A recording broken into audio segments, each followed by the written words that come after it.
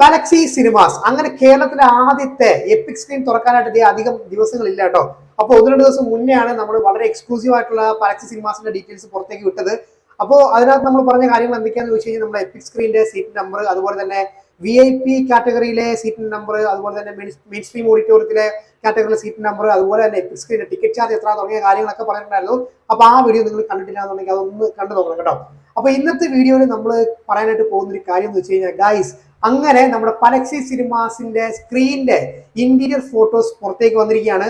അപ്പൊ അത് എങ്ങനെ ആയിരിക്കും, ഈ ഒരു തിയേറ്ററിനകത്തെ ഈ ഒരു മൾട്ടിപ്ലക്സിനകത്തെ തിയേറ്ററുകൾ എങ്ങനെ ആയിരിക്കും എന്ന് കാണാനായിട്ട് നിങ്ങൾക്ക് വളരെയധികം ആകാംക്ഷ ഉണ്ടായിരിക്കുമല്ലോ. അപ്പൊ ആ കാര്യങ്ങളൊക്കെയാണ് നമ്മൾ ഇന്ന് നമ്മുടെ വീഡിയോയിലൂടെ കാണിക്കാനായിട്ട് പോകുന്നത്. പിന്നെ അത് മാത്രമല്ല, നമുക്ക് ഇന്ന് ഗാലക്സി സിനിമാസിന്റെ 8 സ്ക്രീനിന്റെ സ്പെക്ക് എന്താണെന്നുള്ള കാര്യം അതും കൂടെ പറയാം. എല്ലാ ആൾക്കാർക്കും ഒരു താല്പര്യമുണ്ട് എന്താണ് മറ്റ് സ്ക്രീനുകളുടെ, ഇപ്പൊ സ്ക്രീനിന്റെ കാര്യം നമുക്കറിയാം, മറ്റ് സ്ക്രീനുകളുടെ സ്പെക്ക് എന്താണെന്നുള്ള കാര്യം അറിയാൻ നിങ്ങൾക്ക് താല്പര്യമുണ്ടോ? യെസ്, അതൊക്കെയാണ് നമ്മൾ ഇന്ന് പറഞ്ഞിട്ട് പോകുന്നത്. അപ്പൊ ആദ്യം തന്നെ നമുക്ക് നമ്മുടെ ഗാലക്സി സിനിമാസിന്റെ ഇന്റീരിയർ ഫോട്ടോസിലേക്ക് വരാം കേട്ടോ. അപ്പോൾ 4 കളറിലാണ് ഇപ്പം ഇന്റീരിയർ, 4 ഫോട്ടോസ് ആണ് ഇപ്പോൾ അവർ ഷെയർ ചെയ്തിരിക്കുന്നത്. അപ്പൊ അതിനകത്ത് 4 കളറാണ് നമുക്ക് കാണാൻ സാധിക്കുന്നത്. ഏതൊക്കെയാണെന്ന് ചോദിക്കുകയാണെങ്കിൽ ഗ്രീൻ കളർ ഒരു സ്ക്രീൻ ഉണ്ട്, അതുപോലെ തന്നെ ബ്ലൂ ഉണ്ട്, പർപ്പിൾ ഉണ്ട്, അതുപോലെ തന്നെ ഗോൾഡൻ കളർ ഉണ്ട്. ഈ ഗോൾഡൻ കളർ VIP തന്നെ ആയിരിക്കും. പിന്നെ മിക്ക സ്ക്രീനുകളിലും നമുക്ക് ഏറ്റവും ഫ്രണ്ടിലായിട്ട് ലോഞ്ച് സീറ്റ് കാണാനായിട്ട് പറ്റും. അതൊക്കെ വളരെ രസമുള്ള കാര്യം തന്നെയാണ്. പിന്നെ എനിക്കിവിടെ എടുത്തു പറയാനുള്ള കാര്യം എന്ന് വെച്ച് കഴിഞ്ഞാൽ ഇന്റീരിയർ വളരെ രസമായിട്ടാണ് ചെയ്തിട്ടുണ്ട്. ഞാൻ തിയേറ്ററിൽ ഇന്റീരിയറിനെ സ്നേഹിക്കുന്ന ഒരാളാണ്. അപ്പൊ അതുകൊണ്ട് തന്നെ എനിക്ക് വളരെയധികം ഇഷ്ടപ്പെട്ടു. ഈ ഇന്റീരിയറിനെ സ്നേഹിക്കാത്ത ആൾക്കാർ കുറച്ചും കൂടി ദൂരം പാലിക്കേണ്ടതാണ്. അപ്പൊ എന്തായാലും വളരെ രസമുണ്ട് കാണാനായിട്ട്, വളരെ എലഗൻ, വളരെ ഗംഭീരം, വളരെ മനോഹരം, പറയാൻ വാക്കുകളില്ല. വളരെ രസമുണ്ട് തിയേറ്റർ കാണാനായിട്ട് കേട്ടോ. അപ്പോഴേ നമുക്ക് ഈ ഓരോ സ്ക്രീനിന്റെ സ്പെക്കിലേക്ക് അങ്ങോട്ട് കടന്നാലോ. അപ്പൊ ആദ്യം തന്നെ നമുക്ക് OD 1ഉം OD 2ന്റെ കാര്യം നോക്കാം. അപ്പൊ ഈ OD 1ഉം 2 എന്ന് പറഞ്ഞു കഴിഞ്ഞാൽ അവിടുത്തെ VIP കാറ്റഗറി സ്ക്രീൻ ആണ്. അപ്പൊ ഈ ഒരു കാറ്റഗറിക്ക് അവർ കൊടുത്തിരിക്കുന്ന പേരെന്ന് പറഞ്ഞാല് സിഗ്നേച്ചർ എന്നാണ് കേട്ടോ. Signature 1, signature 2.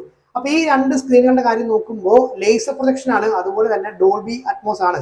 അപ്പൊ ഇവര് ലേസർ എന്ന് മാത്രമാണ് മെൻഷൻ ചെയ്തിരിക്കുന്നത്. അപ്പൊ അതുകൊണ്ട് തന്നെ അത് 2K ലേസർ ആയിരിക്കാനാണ് സാധ്യത കൂടുതൽ. കാര്യം 4K ആണെന്നുണ്ടെങ്കിൽ അവർ 4K ലേസർ എന്ന് തന്നെ മെൻഷൻ ചെയ്യേണ്ടതാണ്. അപ്പോൾ 2K laser projection plus Dolby Atmos ആണ് നമ്മുടെ ആദ്യത്തെ 2 സ്ക്രീനിൽ വരുന്നത് കേട്ടോ. അപ്പൊ ഇനി അടുത്ത OD 3യുടെ കാര്യം നോക്കുവാണെങ്കിൽ അവിടെ 2K പ്രൊജക്ഷൻ ആണ് വരുന്നത്, അതുപോലെ തന്നെ ഡോൾബി 7.1 ആണ്. ഇനി OD 4 ആണ് നമ്മളൊക്കെ ഇങ്ങനെ കാത്തിരിക്കുന്ന ഒരു സ്ക്രീൻ എന്ന് പറഞ്ഞു കഴിഞ്ഞാൽ, അതാണ് നമ്മുടെ എപ്പി സ്ക്രീൻ എന്ന് പറഞ്ഞു കഴിഞ്ഞാൽ. ഇപ്പൊ എപ്പി സ്ക്രീനിന്റെ കാര്യം നമുക്ക് നേരത്തെ തന്നെ അറിയായിരുന്നു അതിന്റെ സ്പെക്ക് എന്താണെന്നുള്ളത്. അപ്പൊ ബാർകോഡ് ലേസർ പ്രൊജക്ഷൻ ആണ് വരുന്നത്, അതുപോലെ തന്നെ ഡോൾബി അറ്റ്മോസ് സ്ക്രീൻ ആണ് കേട്ടോ. അപ്പൊ ഇനി ബാക്കി സ്ക്രീനിന്റെ സ്പെക്ക് എന്താണെന്ന് ഞാൻ പെട്ടെന്ന് ഓടിച്ചിട്ടെന്ന് പറയാം കേട്ടോ. അപ്പൊ OD 5ന്റെ കാര്യം നോക്കുവാണെങ്കിൽ 4K പ്രൊജക്ഷൻ ആണ്, അതുപോലെ തന്നെ ഡോൾബി 7.1 ആണ്. OD 6 2K പ്രൊജക്ഷൻ ആണ്, അതുപോലെ തന്നെ ഡോൾബി 7.1 ആണ്.